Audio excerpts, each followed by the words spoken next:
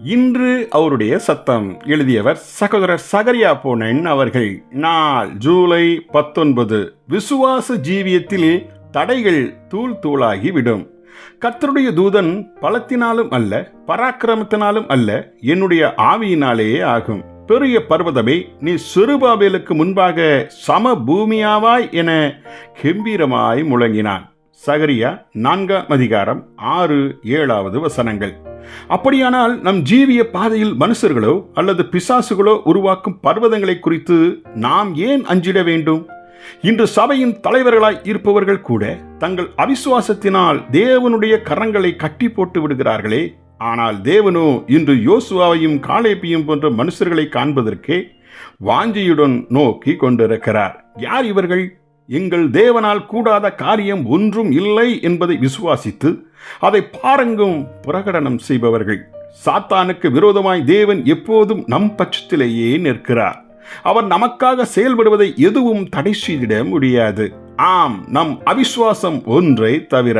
இப்பாருலகில் 5500 கோடி ஜனங்களும் அவர்களோடு சேர்ந்து சாத்தானின் கோடான கோடி பிசாசுகளும் கைகோர்த்து நம்மை எதிர்த்து நின்றாலும் தேவன் நமக்கென வரைந்த அவரின் திட்டத்தை ஒரு காலம் சீர்குலைத்திட அவர்களால் முடியாது. எப்போது நாம் மாத்திரம் தேவனை உறுதியாய் நம்பி நின்றுவிட்டால் அப்படி ஆகும். ஆகவே என்ன நடந்தாலும் நாம் ஒரு காலம் சோர்ந்து போவதோ அல்லது விட்டு விடுவதோ இல்லை. நாம் செத்தே போனாலும் நம் சர்வவல்ல தேவன் மீது கொண்ட விசுவாசத்தில் தான் சாவோ. ஆம், இவ்வித நம் சாவிலும் அவருடைய நாமம் மகிமைப்பட வேண்டும் என்பதே நாம் கொண்ட நம்பிக்கை.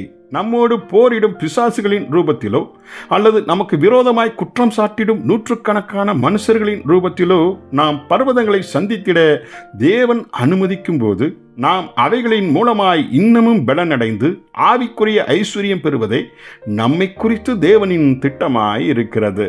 பிசாசுகள் மூலமாய் மனுஷர்கள் மூலமாய் உருவாகும் பர்வதங்களை நாம் விசுவாச துணிவுடன் எதிர்கொள்ளும் போதுதான் சகரியா 4:6-7 வெறும் வசன போர்டுகளாய் நம் வீட்டில் தொங்காமல் நம் இரத்த ஓட்டத்தில் எழுதப்பட்ட ஜீவ வார்த்தைகளாய் மாறுகிறது.